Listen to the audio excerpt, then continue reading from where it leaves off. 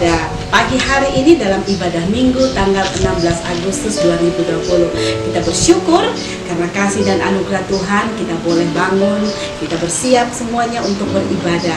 Nah, sebelum kita memulaikan semua rangkaian ibadah kita pada pagi hari ini, kita akan mengawalinya dengan doa. Untuk itu, semua kunci tangan, mari kita berbicara dengan Tuhan, kita berdoa. Bapa di sorga, kami berterima kasih. Pagi hari ini kami boleh bangun dengan tubuh yang sehat, dan sekarang kami akan memulaikan ibadah kami di pagi hari ini.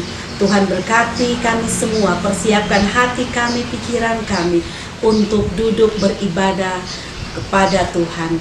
Terima kasih Tuhan Yesus, berkati ibadah kami pada pagi hari ini.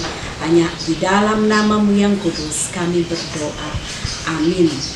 Nah, adik-adik semua, mari kita bangkit berdiri. Kita akan menyanyikan pujian Matahari Bersinar Terang.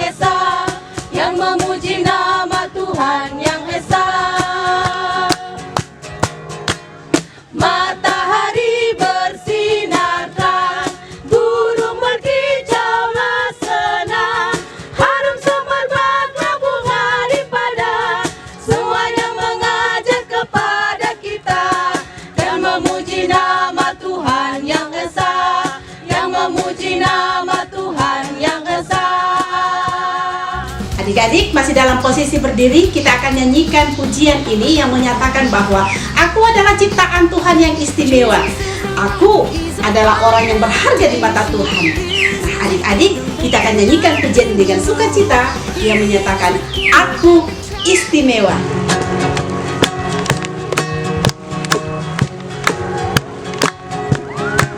Aku istimewa bukan karena katamu, aku istimewa bukan sebab kau puji, bukan karena kuat dan hebatku. Aku istimewa bukan karena katamu, aku istimewa bukan sebab kau puji, bukan karena kuat dan hebatku. Ku istimewa,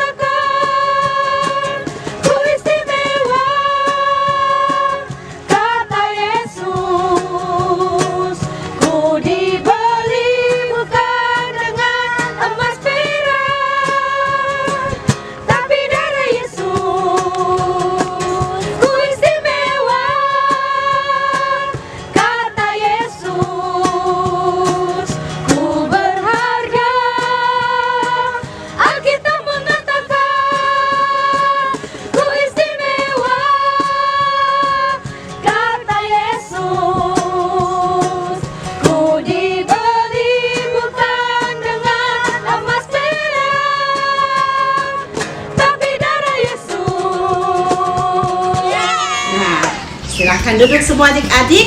Dan kini saatnya kita akan menyaksikan dua bintang tamu kita. Nah, dua bintang tamu ini mereka akan membawakan peran tentang seorang atau dua orang desainer Kristus. Mari kita saksikan penampilan mereka.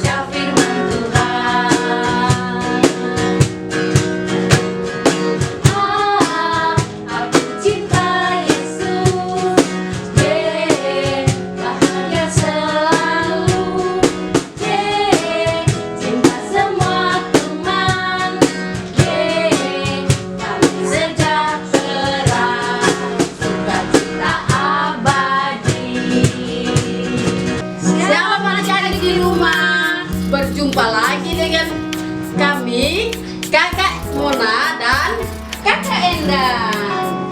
Nah, adik-adik, di sini Kakak mau perlihatkan ada ini. Kakak Mona, apa ini? Ini adalah meteran ukuran lain. Berarti saya juga bawa gunting. Nah, adik-adik, kalau dua macam ini adalah untuk gunting kain dan ukur kain. Kami adalah desainer Kristus. Nah, adik-adik, pagi ini kita ada challenge. Apa itu Kakak Mona? Yaitu adik-adik akan diajak untuk membuat kartu cinta. Wow, kartu cinta. Kakak Endang juga mau. Nah, kartu cinta ini mengajak kita supaya adik-adik di rumah mau untuk belajar mengasihi sesama kita di sekitar kita. Iya. Nah, Kakak Mona, berarti ini kita suruh anak-anak di rumah buat. Iya, adik-adik di rumah akan membuat kartu cinta ini sebagaimana dibuat oleh Kakak Mona dan Kakak Endang.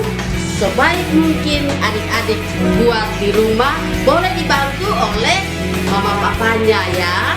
Dan selesai membuat ini boleh dikirim ke WA grup kakak-kakak sekolah minggu atau di Facebook PPA DKST Immanuel. Nah, adik-adik di rumah, kartu cinta ini dikumpul paling lambat tanggal 18 Agustus 2020. Ditunggu ya, jangan lupa. Dan Kakak Endang, kita akan mengingatkan kembali adik-adik di rumah untuk jaga kesehatan, mencuci tangan dengan air mengalir pakai sabun. Oke? Nah, adik-adik di rumah, demikian perjumpaan kita dengan desainer Kristus. Dan sampai jumpa. Shalom.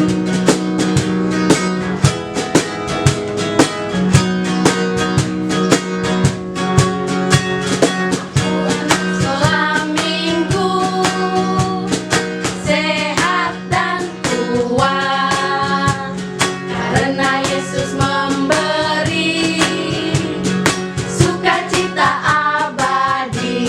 Sehat, kuat, rajin berdoa setiap hari, baca firman Tuhan. Aku cinta Yesus. B, bahagia selalu. C, cinta semua teman. D, damai sejahtera, sukacita abadi. Nah, saatnya kita akan memberikan persembahan. Semua persiapkan persembahannya. Kita akan memberikan persembahan ini sambil kita mengangkat pujian. Betapa kita tidak bersyukur untuk tanah air yang satu. Besok hari adalah hari kemerdekaan. Mari kita bersyukur.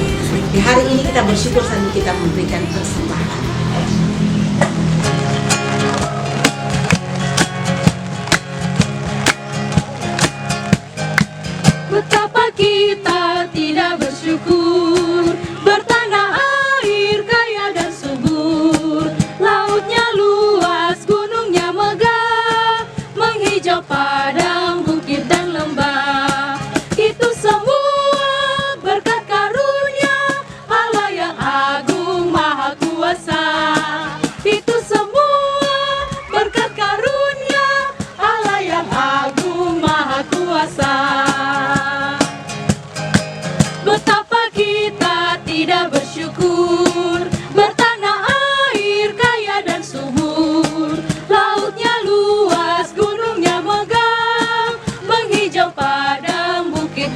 hamba. Itu semua berkat karunia Allah yang agung maha kuasa. Itu semua berkat karunia Allah yang agung maha kuasa.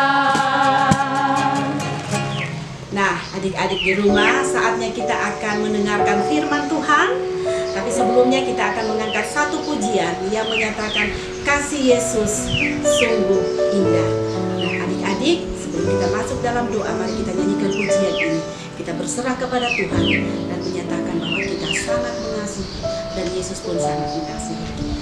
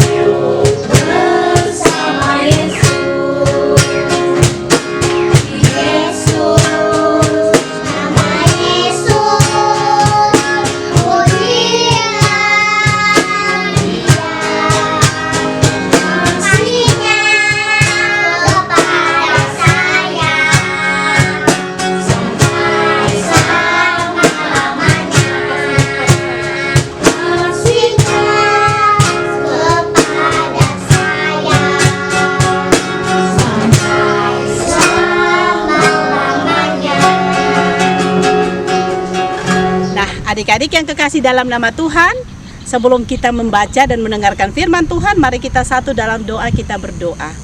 Tuhan Yesus yang baik, kami bersyukur hari ini kami boleh bangun untuk duduk beribadah, mendengarkan firman-Mu, memuji nama-Mu.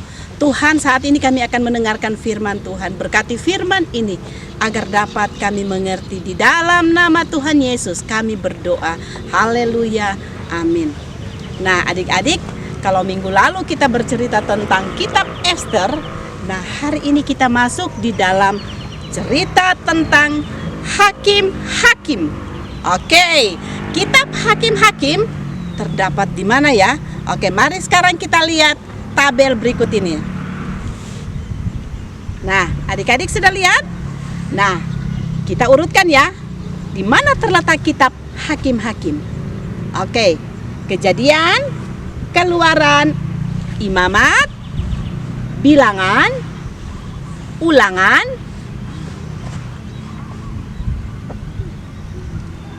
Rut,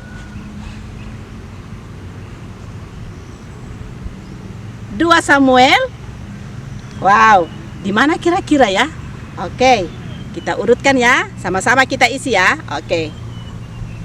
Kejadian, Keluaran, Imamat, Bilangan, Ulangan, Yosua, Hakim-Hakim, Rut, 1 Samuel, 2 Samuel, dan seterusnya. Nah, adik-adik yang kekasih dalam nama Tuhan, ternyata kitab Hakim-Hakim berada setelah kitab Yosua.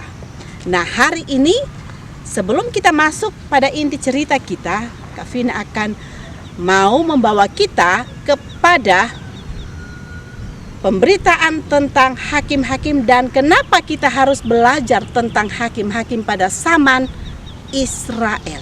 Adik-adik tahu enggak tugasnya hakim-hakim apa? Hakim-hakim bertugas untuk mengadili orang yang melakukan sebuah kesalahan. Nah, pada masa bangsa Israel setelah Yosua meninggal, orang Israel masih melakukan apa yang baik di mata Tuhan, karena masih ada orang-orang yang seangkatan dengan Yosua yang percaya dan telah melihat perbuatan Tuhan yang sangat luar biasa. Nah, ternyata setelah angkatan ini sudah meninggal, orang-orang tua ini sudah meninggal, orang Israel melakukan lagi apa yang jahat di mata Tuhan. Nah, adik-adik yang kekasih, mari kita lihat siklus berikut ini. Oke? Sudah lihat? Ya. Terdapat di dalam Hakim-Hakim pasal yang kedua, ayat yang ke-11 hingga ayat yang ke-12. Orang Israel berpaling dari Allah dan menyembah Allah lain. Bukan Allah dalam huruf besar, tapi Allah lain itu adalah para Baal atau dewa-dewa yang disembah oleh orang Israel. Nah, kita lihat di sini ada huruf yang kosong, kita akan isi dengan huruf vokal. Ya, ada huruf K, ada T, ada D, ada K, dan seterusnya. Adik-adik, sekarang mari kita lihat ada huruf K, ada huruf yang kosong, kita isi ya. K, E, T, I, D, A. Ketidaktaatan. Orang Israel melakukan apa yang salah, mereka berpaling dari Allah, menyembah Allah lain. Berarti orang Israel tidak taat. Nah, sekarang mari kita lihat siklus berikutnya. Hakim-Hakim pasal 2 ayat yang ke-14 sampai 15a dan Hakim-Hakim pasal 3 ayat yang ke-8. Allah membangkitkan musuh bagi Israel untuk menindas mereka. Kita lihat lagi ada kata-kata yang harus kita isi bersama. Ada huruf H, ada K, ada M, dan ada N. Nah, kita lengkapi ya. Nah, hukuman. Nah, karena ketidaktaatan bangsa Israel, maka Allah mendatangkan hukuman kepada orang Israel. Nah, oke, kita lihat siklus yang ketiga. Hakim-Hakim pasal 2 ayat 15b dan Hakim-Hakim 3 ayat 9. Israel berseru kepada Allah meminta pertolongan. Kita isi kata-kata berikut ini. Pertobatan. Ketika mereka mendapat hukuman, kemudian mereka berseru kepada Tuhan, mereka kemudian bertobat. Nah, adik-adik, sekarang kita masuk dalam siklus yang keempat, terdapat dalam Hakim-Hakim 2 ayat 16. Allah membangkitkan pemimpin untuk menolong mereka mengalahkan lawan-lawan mereka dan hidup dalam damai. Kita lihat lagi ada huruf-huruf yang harus kita isi. Ada huruf P. Oke, silakan lanjutkan adik-adik. Ada huruf E. Mari kita baca sama-sama. Pembebasan. Oke, adik-adik. Nah, sekarang setelah tadi orang Israel melakukan apa yang jahat, mereka tidak taat, Allah menghukum mereka. Setelah Allah menghukum mereka, mereka berseru meminta pertolongan pada Tuhan. Dan sesudah itu yang terjadi adalah Allah melakukan pembebasan kepada mereka dengan membangkitkan dan mengangkat para hakim-hakim. Nah, adik-adik yang kekasih dalam nama Tuhan, inilah cerita kita yang akan Kak Vina mau bawa kita sampai kepada kisah tentang Deborah. Nah, adik-adik, setelah Yosua meninggal, maka orang Israel masih melakukan apa yang baik. Tetapi ketika angkatannya Yosua sudah meninggal, yang terjadi adalah orang-orang Israel ini yang tidak mengenal perbuatan Allah, mereka kembali melakukan apa yang tidak baik di hadapan Tuhan. Mereka melakukan apa yang jahat di mata Tuhan. Nah, ada beberapa hakim-hakim yang diangkat. Yang pertama adalah Otniel, kemudian ada Ehud, kemudian ada Samgar, dan kemudian ada Deborah. Nah, Deborah inilah yang akan menjadi cerita kita pada pagi hari ini. Siapa Deborah ya? Nah, mari kita lihat gambar berikut ini. Nah, adik-adik sudah lihat gambarnya ya? Sudah lihat? Nah, ini adalah Deborah, sosok seorang hakim yang dipilih Tuhan untuk menjadi hakim atas bangsa Israel. Dia ini selalu duduk di bawah pohon korma Deborah. Dia selalu duduk di sini kemudian menjadi hakim atas bangsa Israel. Kemudian Deborah memanggil Barak. Wow, mari kita lihat. Oke, kita keluarkan dulu gambarnya ya, kita lihat. Nah, ini adalah gambar Deborah dan Barak. Deborah dan Barak. Deborah memanggil Barak dan kemudian dia berkata, Barak, bukankah kau sudah disuruh oleh Tuhan untuk maju berperang melawan Sisera? Nah, adik-adik, mau tahu ceritanya? Mari kita buka sama-sama ya dalam kitab Hakim-Hakim pasal yang keempat. Oke, Hakim-Hakim pasal yang keempat, ayatnya yang ke-6. Ia menyuruh memanggil Barak bin Abinoam dari Kedes di daerah Naftali, lalu berkata kepadanya, bukankah Tuhan Allah Israel memerintahkan demikian? Majulah, apa dikatakan? Majulah, bergeraklah menuju gunung Tabor dengan membawa 10.000 orang Bani Naftali dan Bani Sebulon bersama-sama dengan engkau. Ayat yang ke-8. Ayat yang ke-7 ya. Dan aku akan menggerakkan Sisera panglima tentara Yabin dengan kereta-keretanya dan pasukan-pasukannya menuju engkau ke sungai Kison, dan aku akan menyerahkan dia ke dalam tanganmu. Nah, adik-adik, ketika Deborah bertemu dengan Barak, Deborah berkata, baik, aku akan maju bersama-sama dengan engkau. Tapi ketahuilah Barak, kau tidak akan mendapatkan kehormatan. Kau tidak akan mendapatkan kehormatan, ya. Karena dalam peperangan ini Sisera akan diserahkan kepada seorang wanita. Maka adik-adik, oke, kita hapus gambarnya dulu. Maka adik-adik, yang terjadi adalah Deborah bangkit bersama-sama dengan Barak pergi berperang melawan Sisera. Kemudian Barak mengejar Sisera sampai ke Hagoyit Haroshim. Dia kejar terus. Kemudian yang dilakukan oleh Sisera, karena dia sudah ketakutan, maka dia berjalan kaki. Dan ketika dia berjalan kaki sangat jauh, dia dapatkan ada perkemahan orang-orang yang pada waktu itu tinggal di tempat-tempat kemah-kemah. Nah, dia dapatkan seorang perempuan. Perempuan ini bernama Yael, istri dari Heber. Nah, dia kemudian menyatakan, mari Tuan, silakan masuk ke dalam kemah saya. Mungkin ada yang bisa saya bantu. Nah, adik-adik, ternyata setelah, tolong, saya akan masuk. Kalau ada orang bertanya, jangan katakan ada orang di sini ya. Jangan katakan. Masuklah Sisera ke dalam kemah Yael. Nah, setelah itu dia minta air karena dia haus. Tolong berikan air. Maka diberikan airlah oleh Yael. Yael memberikan air kepada Sisera dan Sisera minum. Karena kecapean dia tertidur. Apa yang dilakukan oleh Yael?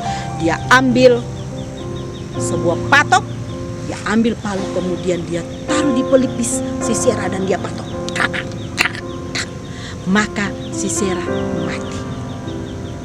Nah, adik-adik, tidak lama kemudian datanglah Barak bertanya, apakah engkau melihat ada orang di sini?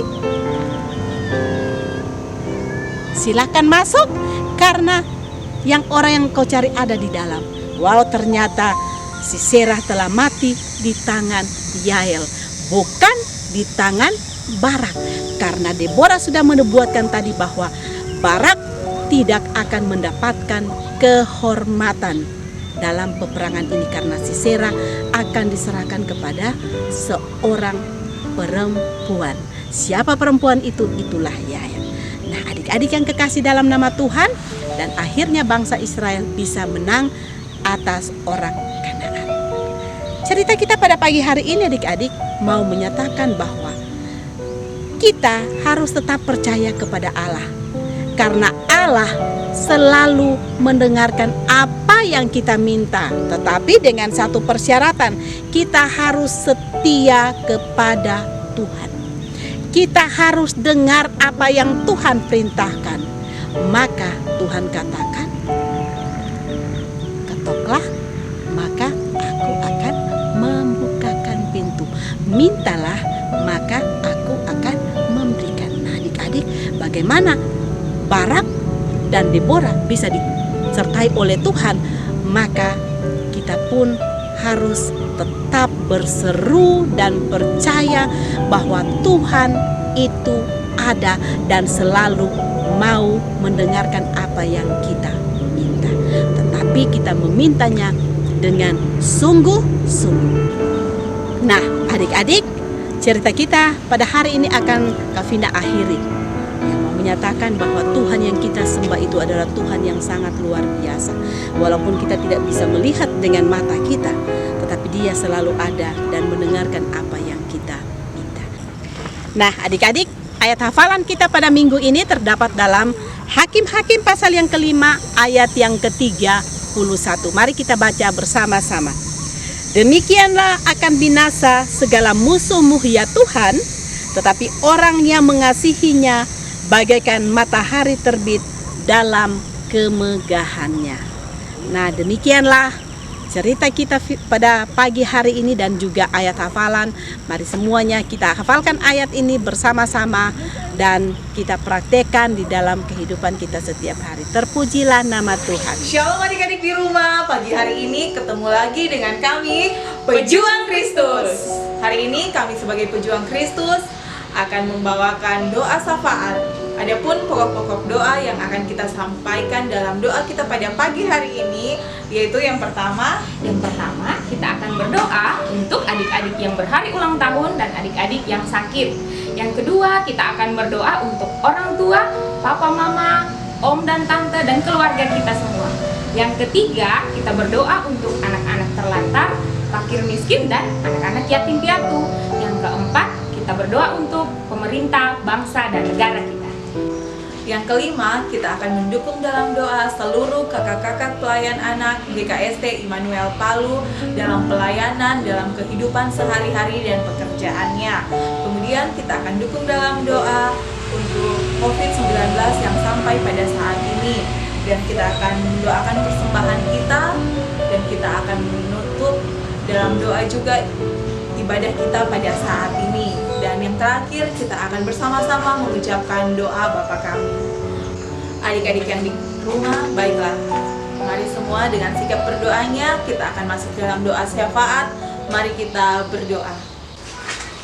Tuhan Yesus yang baik, saat ini kami datang menghadap kehadirat-Mu membawa ucapan syukur kami Tuhan. Kami berterima kasih kalau pada pagi hari ini kami anak-anak sekolah minggu boleh beribadah bersama-sama walaupun dari rumah kami masing-masing. Kami mengucap syukur Tuhan, kami sudah boleh mendengarkan firman Tuhan, boleh memuji nama Tuhan. Kami mau berdoa juga buat Kak Vina yang sudah melayani kami pada hari ini. Saat ini Tuhan Yesus, kami mau berdoa buat teman-teman kami, buat adik-adik yang sedang berhari ulang tahun. Terima kasih Tuhan buat umur yang baru yang Tuhan berikan. Kiranya Tuhan akan memberkati adik-adik ini dalam pertumbuhan mereka, beri kekuatan dan kesehatan selalu.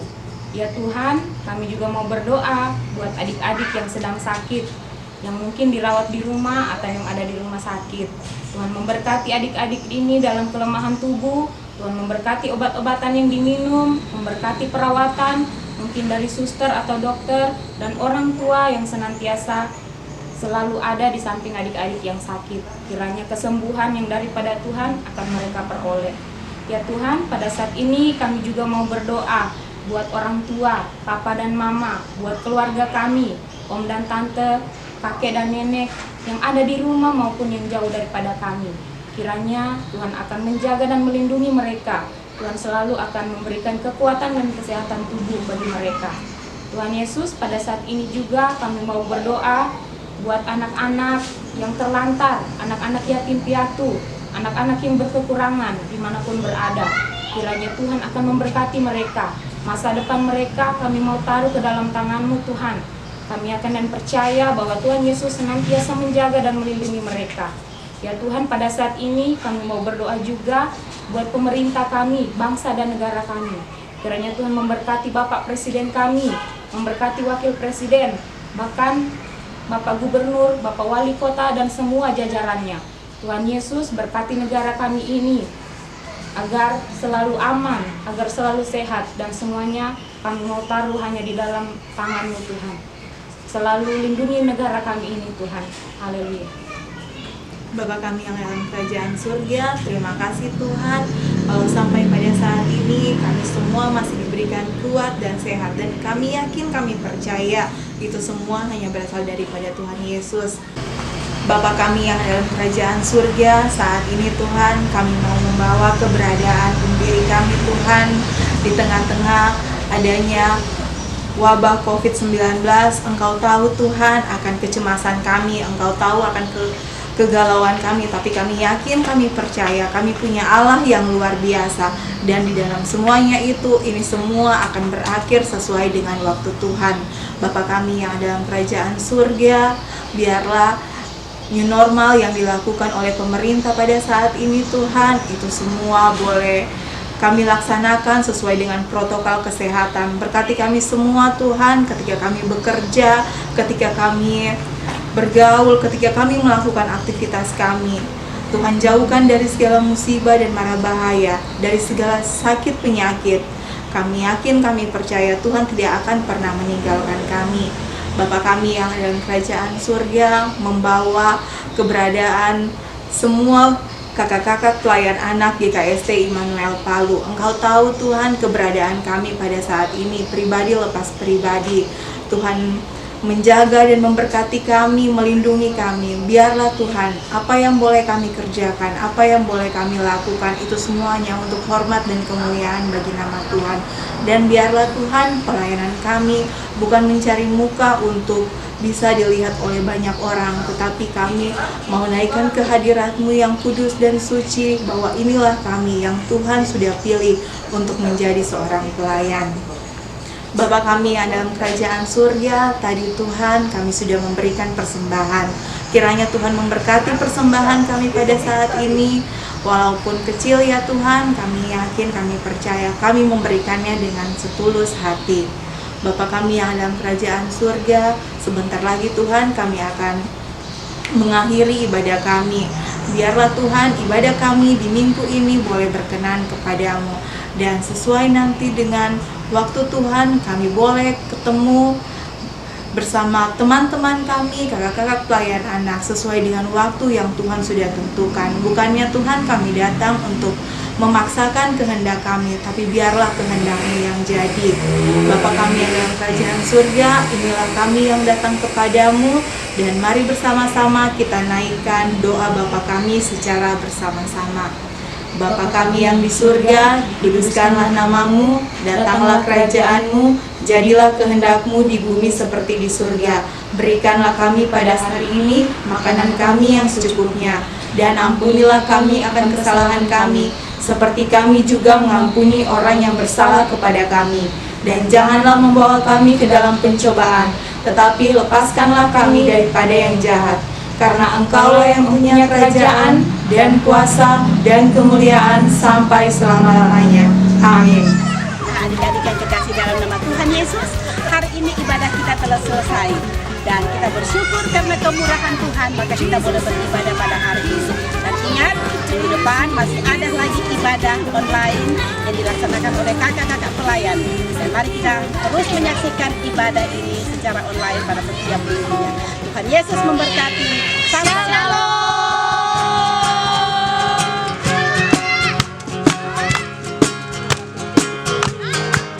Setinggi-tingginya langit, lebih tinggi kasih Yesusku. Sedalam-dalam lautan, lebih dalam kasih Yesusku. Seindah-indah pelangi, lebih indah kasih Yesusku. Kasih Yesus, oh kasih Yesus, mengalahkan segalanya. Kasih Yesus, oh kasih Yesus, mengalahkan segalanya. Setinggi-tingginya langit, lebih tinggi kasih Yesusku. Sedalam-dalam lautan, lebih dalam kasih Yesusku. Seindah-indah pelangi, lebih indah kasih Yesusku. Kasih Yesus, oh kasih Yesus, mengalahkan segalanya. Kasih Yesus, oh kasih Yesus, mengalahkan segalanya.